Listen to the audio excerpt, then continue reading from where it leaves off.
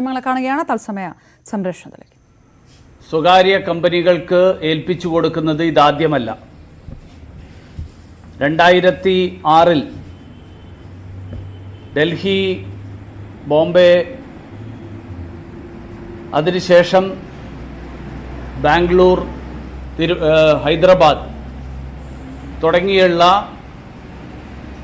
വിമാനത്താവളങ്ങളൊക്കെ ഇതേപോലെ സ്വകാര്യ കമ്പനികൾക്ക് അതിൻ്റെ നടത്തിപ്പ് ഏൽപ്പിച്ചു കൊടുക്കുന്ന ഒരു രീതി, PPP മോഡൽ എന്ന് പറയുന്ന രീതി, ആ രീതി നേരത്തെ തന്നെ പ്രാബല്യത്തിലുള്ളതാണ്. അതിൻ്റെ തുടർച്ച എന്നുള്ള നിലയിലാണ് തിരുവനന്തപുരം വിമാനത്താവളം ഉൾപ്പെടെയുള്ള 3 വിമാനത്താവളങ്ങൾ ഇപ്പോൾ പുതുതായിട്ട് അതിൻ്റെ നടത്തിപ്പ് സ്വകാര്യ ഏജൻസികൾക്ക് ഏൽപ്പിച്ചു കൊടുക്കാൻ കേന്ദ്ര സർക്കാർ തീരുമാനമെടുത്തിട്ടുള്ളത്. പക്ഷേ അതിലേറ്റവും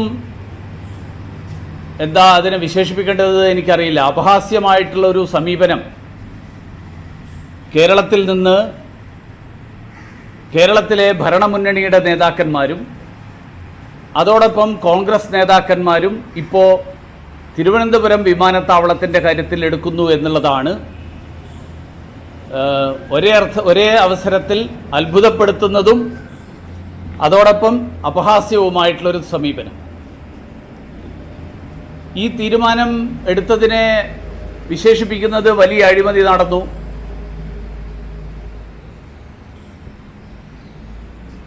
തിരുവനന്തപുരം വിമാനത്താവളത്തിൽ പത്മനാഭസ്വാമി ക്ഷേത്രത്തിലെ ആചാരങ്ങൾ ലംഘിക്കപ്പെടും, അത് സ്വകാര്യ ഏജൻസികളുടെ കയ്യിലേക്ക് പോയാൽ, ഇതൊക്കെയാണ്. പിന്നെ എന്താ, സംസ്ഥാന സർക്കാർ മായിട്ട് കൂടിയാലോചിക്കും, സംസ്ഥാന സർക്കാരാണ് അതിന് ഭൂമി കൊടുത്തത്, ഇങ്ങനെയൊക്കെയുള്ള വാദങ്ങളാണ് ഉന്നയിക്കുന്നത്. നമുക്കറിയാം ഇതിൻ്റെ പിന്നിലുള്ള കാരണങ്ങൾ. ഇപ്പോൾ കേരളത്തിലെ ഭരണമുന്നണി ഇപ്പോൾ ഈ എതിർപ്പുമായിട്ട്, ഇത്ര വലിയ ശക്തമായിട്ടുള്ള എതിർപ്പുമായിട്ട് രംഗത്ത് വരാനുള്ള കാരണം നമുക്കെല്ലാവർക്കും അറിയാം. കാരണം കേരളത്തിലെ ഭരണമുന്നണി ഇപ്പോൾ ഒരു പ്രതിക്കൂട്ടിൽ നിൽക്കുകയാണ്. തിരുവനന്തപുരം വിമാനത്താവളത്തിൽ നടന്ന സ്വർണ്ണക്കള്ളക്കടത്തിൽ മുഖ്യമന്ത്രിയുടെ ഓഫീസിനടക്കം ബന്ധമുണ്ട് എന്നുള്ളതിൻ്റെ തെളിവുകൾ ഓരോന്നായി പുറത്തു വന്നുകൊണ്ടിരിക്കുന്ന സാഹചര്യത്തിൽ അതിൽ നിന്ന് ശ്രദ്ധ തിരിച്ചുകൊണ്ട് മറ്റൊരു വിവാദത്തിലേക്ക് മാധ്യമങ്ങളുടെയും ജനങ്ങളുടെയും ശ്രദ്ധ തിരിച്ചുവിടാൻ വേണ്ടിയിട്ടുള്ള ഒരു ശ്രമത്തിൻ്റെ ഭാഗമല്ലേ ഈ വലിയ എതിർപ്പ് ഇപ്പോൾ ഉയർത്തുന്നത് എന്നാണ് എനിക്ക് ആദ്യമായിട്ട് ചോദിക്കാനുള്ളത്. രണ്ടാമത്തെ കാര്യം, ഒരുപക്ഷെ കേരള സർക്കാർ ഇതുവരെ കഴിഞ്ഞ കാലങ്ങളിലൊക്കെ ചെയ്തിരുന്നത് പോലെ പിൻവാതിൽ നിയമനങ്ങളും കൺസൾട്ടൻസികൾ വഴിയുള്ള അഴിമതിയും, ഇത് രണ്ടും നടക്കാനുള്ള സാഹചര്യം, ആ സാഹചര്യം ഇല്ലാതായി പോകും എന്നുള്ള ആശങ്കയാണോ ഇതിൻ്റെ പിന്നിലുള്ളത് എന്നാണ് എനിക്ക് ചോദിക്കാനുള്ളത്. കാരണം ഈ തീരുമാനമെടുത്തത് എല്ലാ നടപടിക്രമങ്ങളും പാലിച്ചുകൊണ്ട് കേരള സർക്കാരിനെ കൂടി ഈ തീരുമാനങ്ങൾ എടുക്കുന്ന പ്രക്രിയയിൽ പങ്കാളികളാക്കിക്കൊണ്ടാണ് ഈ തീരുമാനം എടുത്തിട്ടുള്ളത്. അത് ഞാൻ ആവർത്തിച്ച് പറയാൻ ആഗ്രഹിക്കുകയാണ്. കേരള സർക്കാരിനെ കൂടി തീരുമാനമെടുക്കുന്ന പ്രക്രിയയിൽ പങ്കാളികളാക്കിക്കൊണ്ടാണ് ഈ തീരുമാനമെടുത്തിരിക്കുന്നത്. കാരണം ഇത് സംബന്ധിച്ചിട്ടുള്ള ആദ്യത്തെ സർക്കാരിൻ്റെ പ്രഖ്യാപനം, ആ പ്രഖ്യാപനം 6 വിമാനത്താവളങ്ങൾ, അഹമ്മദാബാദ്, ലക്നൗ, മംഗലാപുരം, ജയ്പൂർ, ഗോഹട്ടി, തിരുവനന്തപുരം, ഈ 6 വിമാനത്താവളങ്ങളുടെ നടത്തിപ്പ്, ഓപ്പറേഷൻ, മാനേജ്മെൻറ്റ് ആൻഡ് ഡെവലപ്മെൻറ്റ്, ഇത് സ്വകാര്യ ഏജൻസികളെ ഏൽപ്പിക്കാൻ വേണ്ടിയിട്ടുള്ള തത്വത്തിലുള്ള ഒരു തീരുമാനം 2018 നവംബർ മാസം 8-ാം തീയതിയാണ് എടുക്കുന്നത്. ആ തീരുമാനം പുറത്തു വന്നപ്പോൾ 21-ാം തീയതി, നവംബർ മാസം 2018 നവംബർ 21-ാം തീയതി കേരള ഗവൺമെൻറ് ഈ കേന്ദ്ര സർക്കാരിൻ്റെ തത്വത്തിലുള്ള തീരുമാനത്തിനെതിരായിട്ട് കേന്ദ്ര സർക്കാരിന് ഒരു നിവേദനം സമർപ്പിച്ചു. എന്നിട്ട് പറഞ്ഞു, തിരുവനന്തപുരം വിമാനത്താവളത്തെ ഇതിൽ നിന്ന് വേർപെടുത്തണം. കാരണം ഞങ്ങൾക്ക് കൊച്ചി, കണ്ണൂർ വിമാനത്താവളങ്ങൾ ഗ്രീൻഫീൽഡ് എയർപോർട്ടുകളായിട്ട് വികസിപ്പിച്ചതിൻ്റെ അനുഭവമുണ്ട്. അതുകൊണ്ട് ഇതിന് വേണ്ടിയിട്ട് കേരള സർക്കാരിൻ്റെ ഒരു പ്രത്യേക സ്പെഷ്യൽ പർപ്പസ് വെഹിക്കിൾ ഞങ്ങൾ രൂപീകരിച്ചുകൊണ്ട് ഇതിൽ ഞങ്ങളെ പ്രത്യേകമായിട്ട് പരിഗണിക്കണം. ഇതിൻ്റെ അടിസ്ഥാനത്തിൽ കേന്ദ്ര സർക്കാർ സിവിൽ ഏവിയേഷൻ വകുപ്പ് ചീഫ് സെക്രട്ടറിയോട് സെക്രട്ടറിമാരുടെ ഇതിനു വേണ്ടിയിട്ട് കേന്ദ്ര സർക്കാർ രൂപീകരിച്ച എംപവേർഡ് ഗ്രൂപ്പ് ഓഫ് സെക്രട്ടറീസ് അതിൻ്റെ മുൻപാകെ ചർച്ചയ്ക്ക് വേണ്ടിയിട്ട് ക്ഷണിച്ചു. അതിൻ്റെ അടിസ്ഥാനത്തിൽ സംസ്ഥാന സർക്കാർ 2018 ഡിസംബർ മാസം 4-ാം തീയതി ഈ എംപവേർഡ് ഗ്രൂപ്പ് ഓഫ് സെക്രട്ടറീസിൻ്റെ മുമ്പാകെ കേരള സർക്കാരിൻ്റെ നിർദ്ദേശങ്ങൾ സമർപ്പിച്ചു. ആ നിർദ്ദേശങ്ങളിൽ 2 കാര്യങ്ങളാണ് ആവശ്യപ്പെട്ടത്. ഒന്ന്, തിരുവനന്തപുരം വിമാനത്താവളത്തിൻ്റെ ഓപ്പറേഷൻ ആൻഡ് മാനേജ്മെൻറ്റ് അത് ഒരു പ്രത്യേക കമ്പനി രൂപീകരിച്ചുകൊണ്ട് അത് നിർവഹിക്കാനായിട്ട് സംസ്ഥാന സർക്കാരിനെ ഏർപ്പെടുത്തുക. അല്ലെങ്കിൽ റൈറ്റ് ഓഫ് ഫസ്റ്റ് റെഫ്യൂസൽ അതിനുള്ള അധികാരം, ആ അധികാരം ഈ പ്രത്യേക കമ്പനിക്ക് നൽകുക, സംസ്ഥാന സർക്കാർ രൂപീകരിക്കുന്ന കമ്പനിക്ക്. ഈ ചർച്ചകൾക്കിടയിൽ 2003 കേന്ദ്ര സർക്കാർ പറഞ്ഞിരുന്ന ഒരു കാര്യം കൂടി ചീഫ് സെക്രട്ടറി സൂചിപ്പിച്ചു. കാരണം സംസ്ഥാന സർക്കാരുമായിട്ട് കൂടിയാലോചിച്ചുകൊണ്ട് മാത്രമേ തീരുമാനങ്ങൾ എടുക്കൂ എന്ന് 2003 കേന്ദ്ര സർക്കാർ, അന്നത്തെ കേന്ദ്ര സർക്കാർ ഉറപ്പ് നൽകിയിരുന്നു എന്നുള്ള കാര്യം. ഇതിൻ്റെ അടിസ്ഥാനത്തിൽ കേരളത്തിൻ്റെ പരിഗണന, കേരളത്തിൻ്റെ അഭ്യർത്ഥന ഒരു പ്രത്യേക കേസായിട്ട് പരിഗണിക്കാൻ കേന്ദ്ര സർക്കാർ എംപവേർഡ് ഗ്രൂപ്പ് ഓഫ് സെക്രട്ടറീസ് തീരുമാനിച്ചു. ആ തീരുമാനത്തിൻ്റെ അടിസ്ഥാനത്തിൽ 2 നിർദ്ദേശങ്ങൾ empowered group of secretaries Kerala ഗവൺമെൻറ്റിൻ്റെ മുൻപാകെ വെച്ചു. ഒന്ന്, കേരളത്തിലെ ചീഫ് സെക്രട്ടറിയെയും മറ്റ് ഉദ്യോഗസ്ഥന്മാരെയും പ്രത്യേക ക്ഷണിതാക്കളായി വിളിച്ചുകൊണ്ട് സെലക്ഷൻ പ്രോസസ്സിന് വേണ്ടിയിട്ടുള്ള പ്രക്രിയയിൽ അവരെ കൂടി പങ്കാളികളാക്കിക്കൊണ്ട് തിരുവനന്തപുരം എയർപോർട്ടിൻ്റെ തീരുമാനമെടുക്കുന്നതിൽ പങ്കാളികളാക്കാം, ഒരു പ്രപ്പോസൽ. രണ്ടാമത്തെ പ്രപ്പോസൽ ഈ പറഞ്ഞ റൈറ്റ് ഓഫ് ഫസ്റ്റ് റെഫ്യൂസൽ എന്നുള്ള ആശയം. ഈ ആശയം തത്വത്തിൽ അംഗീകരിച്ചുകൊണ്ട് 26% കേരള സർക്കാരിന് പങ്കാളിത്തമുണ്ടാകുന്ന ഒരു കമ്പനി ഏറ്റവും ഹയസ്റ്റ് ബിഡറുടെ 10% മുകളിലോ താഴെയോ കേരള സർക്കാരിൻ്റെ കമ്പനി ബിഡ് ചെയ്ത് കഴിഞ്ഞാൽ അവർക്ക് കൂടിയാലോചനകളിലും തുടർന്നുള്ള വേണ്ടി വന്നു കഴിഞ്ഞാൽ വിലപേശൽ ഉൾപ്പെടെയുള്ള കാര്യങ്ങൾ നടത്തിക്കൊണ്ട് തീരുമാനമെടുക്കാനുള്ള അവകാശം. ഈ 2 proposals empowered group of secretaries Kerala സർക്കാരിൻ്റെ മുമ്പാകെ വെച്ചു. കേരള സർക്കാർ 2018 ഡിസംബർ മാസം 18-ാം തീയതി ഞാൻ രണ്ടാമത് പറഞ്ഞ ഓപ്ഷൻ അംഗീകരിച്ചുകൊണ്ട് കേന്ദ്ര സർക്കാരിന് കത്തെഴുതി. എന്ന് പറഞ്ഞാൽ നടപടിക്രമം കേരള സർക്കാർ അംഗീകരിച്ച, കേരള സർക്കാർ കേന്ദ്ര സർക്കാരിനെ അറിയിച്ച നടപടിക്രമം അംഗീകരിച്ചുകൊണ്ടാണ്, ആ നടപടിക്രമം അനുസരിച്ചാണ് തുടർന്നുള്ള നടപടികൾ നീങ്ങിയത്. അതുകൊണ്ട് ഈ ഏകപക്ഷീയമായിട്ട് തീരുമാനമെടുത്തു എന്നൊക്കെ ഇന്നലെ ചില ആളുകൾ പറയുന്നത് ഞാൻ കേട്ടു. ഈ പ്രപ്പോസൽ മറ്റ് വിമാനത്താവളങ്ങളിൽ നിന്ന് വ്യത്യസ്തമായിട്ട് തിരുവനന്തപുരം പ്രത്യേകം പരിഗണിച്ചുകൊണ്ട് അതിൻ്റെ ടെക്നിക്കൽ ബിഡ് ഓപ്പൺ ചെയ്തത് 2019 ഫെബ്രുവരി മാസം 16-ാം തീയതി, ഫൈനാൻഷ്യൽ ബിഡ് ഓപ്പൺ ചെയ്തത് 25, 26 തീയതികൾ 2019 ഫെബ്രുവരി മാസത്തിൽ. ഈ തീരുമാനമനുസരിച്ച് 10% വ്യത്യാസം വരികയാണെങ്കിൽ തുടർന്നുള്ള കാര്യങ്ങൾ ചർച്ച നടക്കും. 10% കുറവാണെങ്കിൽ പോലും കേരള സർക്കാരിന് അവസരം കിട്ടിയേനെ, ഏറ്റവും highest ബിഡർക്കല്ല.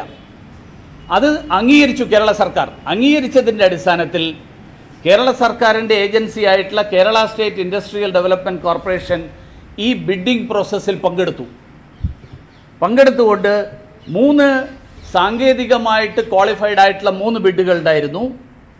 Adani enterprises, GMR airports, അതോടൊപ്പം KSIDC. അതിൻ്റെ ഫൈനാൻഷ്യൽ കോട്ട് KSIDC ഒരു യാത്രക്കാരന് 135 രൂപ എയർപോർട്ട് അതോറിറ്റി ഓഫ് ഇന്ത്യക്ക് നൽകാമെന്ന് ബിഡിൽ പറഞ്ഞു. അദാനി 168 രൂപ കോട്ട് ചെയ്തു. GMR 63 രൂപ കോട്ട് ചെയ്തു. അതായത് KSIDCയുടെ കോട്ട് ഏറ്റവും ഹയസ്റ്റ് ബിഡറുടെ കോട്ടിനേക്കാൾ 19.64% കുറവായതുകൊണ്ട് 10% കുറവാണെങ്കിൽ മാത്രമേ കേന്ദ്ര സർക്കാരിന് നേരത്തെ തീരുമാനിച്ചത് പ്രകാരം കേരള സർക്കാരിന് അനുവദിച്ചു കൊടുക്കാൻ സാധിക്കുകയുള്ളൂ. അത് കേരള സർക്കാർ അംഗീകരിച്ച 10% കുറവോ കൂടുതലാണെങ്കിൽ ഞങ്ങൾക്ക് ആദ്യം തീരുമാനമെടുക്കാനുള്ള അവസരം ഞങ്ങൾക്കുണ്ട്. ഞങ്ങൾക്ക് വേണമെന്നോ വേണ്ടാന്നോ പറയാൻ. 10% കുറവാണെങ്കിൽ പോലും കേരള സർക്കാരിന് കിട്ടിയേനെ എന്ന് പറഞ്ഞാൽ അദാനി എൻ്റർപ്രൈസസ് ബിഡ് ചെയ്ത് 168 നിന്ന് 16.8 രൂപ കുറവാണെങ്കിൽ പോലും കേരള സർക്കാരിന് കിട്ടിയേനെ. പക്ഷേ ഇവിടെ അതിനേക്കാൾ കുറവാണ് എന്നുള്ളത് കൊണ്ട് അങ്ങനെയൊരു കുറവ് വന്നു കഴിഞ്ഞാൽ ഈ തീരുമാനം എടുക്കാൻ ഏറ്റവും ഹയസ്റ്റ് ബിഡർക്ക് കൊടുക്കാമെന്ന് കേരള സർക്കാർ അംഗീകരിച്ചതിൻ്റെ അടിസ്ഥാനത്തിലാണ് ഈ തീരുമാനമെടുത്തത്.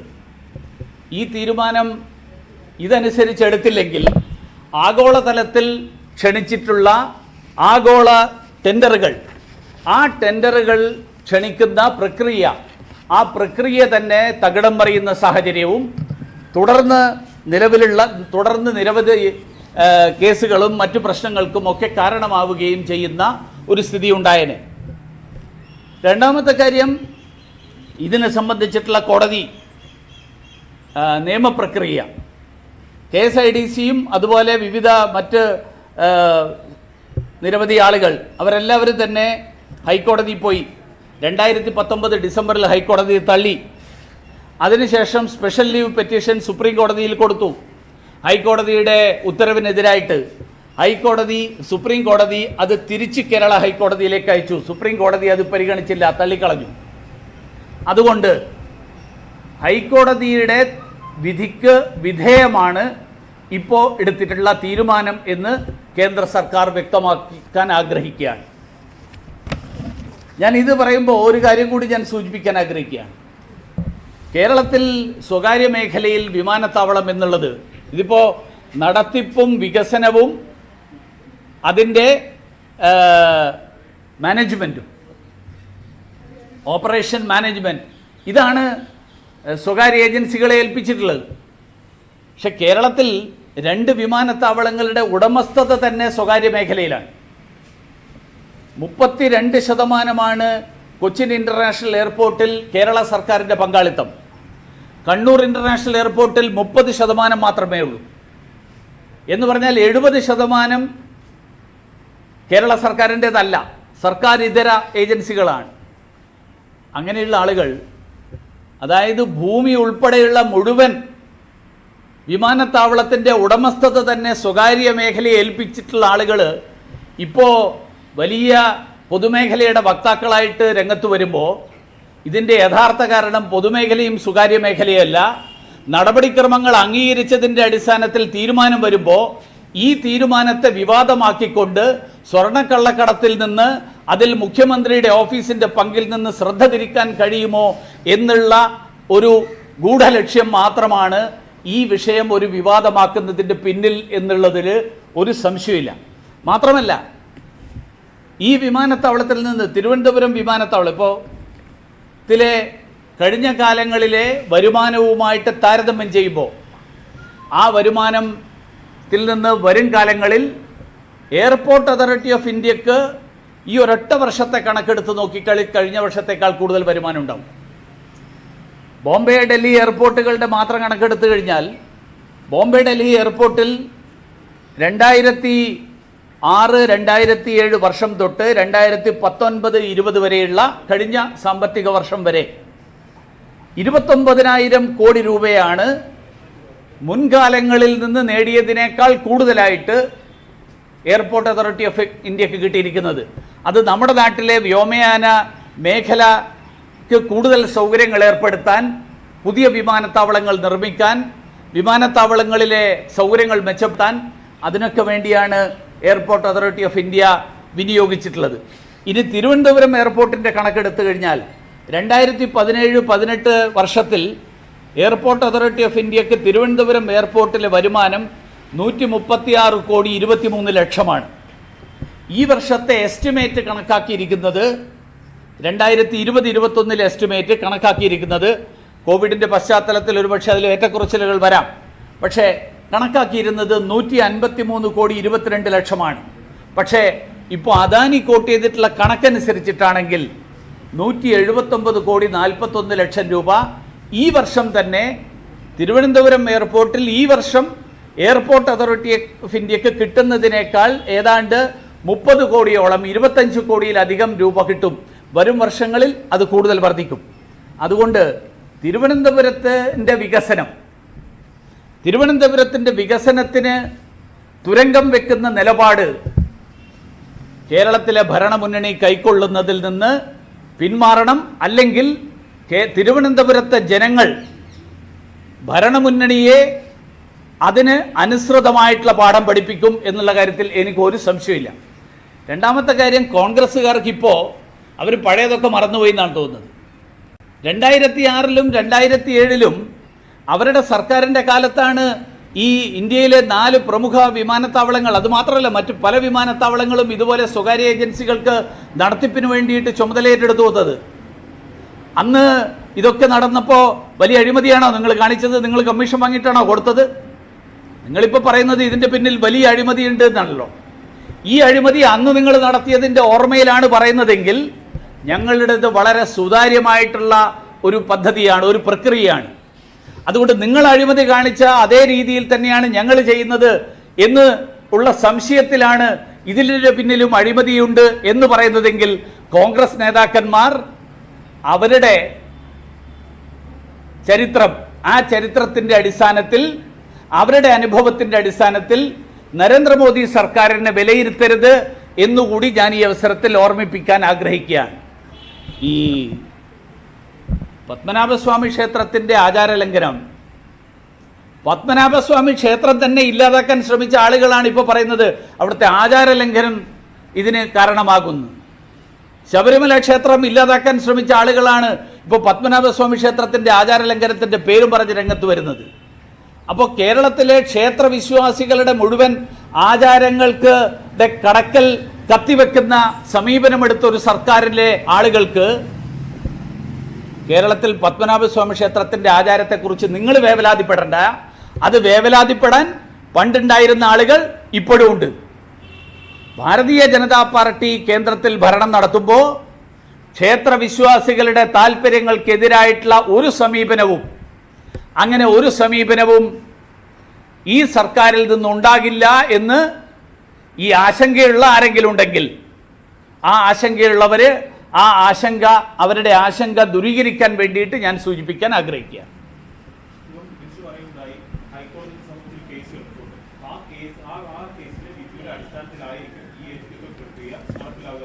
അല്ലല്ല, അങ്ങനെയല്ല. അതായത് ഈ ഇപ്പോൾ എടുത്തിരിക്കുന്ന തീരുമാനം, അതായത് ഇപ്പോൾ പറഞ്ഞിരിക്കുന്നത് the award of concession to the highest bidder would be subject to the final outcome of this writ petition. അത് നിയമം എപ്പോഴും അങ്ങനെയാണ്. കോടതിയിലൊരു കേസ് സുപ്രീം കോടതി ആ കാര്യത്തിൽ ഇടപെടാൻ വിസമ്മതിച്ചു, സുപ്രീം കോടതി തിരിച്ചയച്ചു, ഇനി ഹൈക്കോടതി മറ്റൊരു തീരുമാനം എടുത്തു എന്നിരിക്കട്ടെ, ആ തീരുമാനത്തിനനുസരിച്ച് അത്രേ ഉള്ളൂ. അത് അല്ല, നീളുമോന്ന് എനിക്കറിയില്ല. അതായത് ടെൻഡർ നടപടികളും ബാക്കി പ്രക്രിയയും മുന്നോട്ട് പോകുന്നതിന് സുപ്രീം കോടതി ഒരു തടസ്സവും പറഞ്ഞിട്ടില്ല. അതുകൊണ്ട് അത് മുന്നോട്ട് പോകും.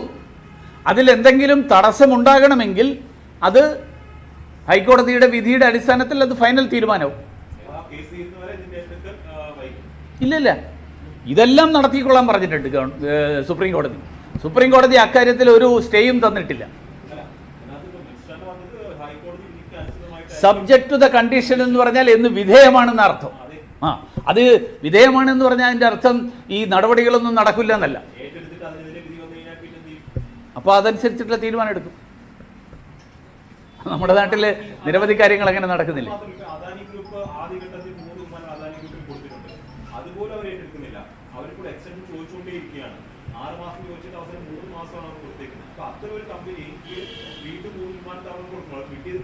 അല്ല, അതായത് ഓരോ വിമാനത്താവളത്തിൻ്റെയും ഇൻഡിപെൻഡൻറ്റ് ബിഡാണ്.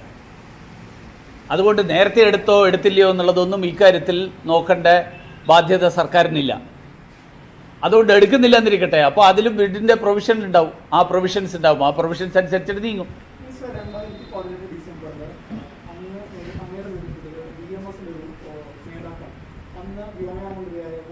സുരേഷ് പ്രഭുവിനെ കാണുകയും സ്വകാര്യ ക്ഷേമത്തിന് പിന്മാറണമെന്ന് ആവശ്യപ്പെടുകയും ചെയ്തു.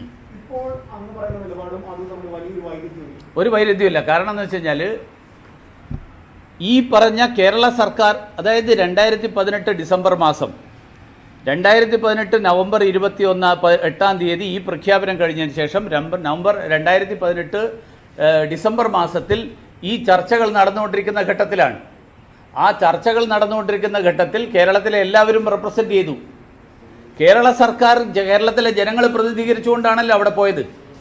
അപ്പോൾ കേരളത്തിലെ ജനങ്ങൾക്ക് മുഴുവൻ സ്വീകാര്യമായിട്ടുള്ളൊരു നടപടിക്രമം കേരള സർക്കാർ അംഗീകരിച്ചു കഴിഞ്ഞാൽ പിന്നെ ഞാനെന്തിനെ എതിർക്കുന്നു?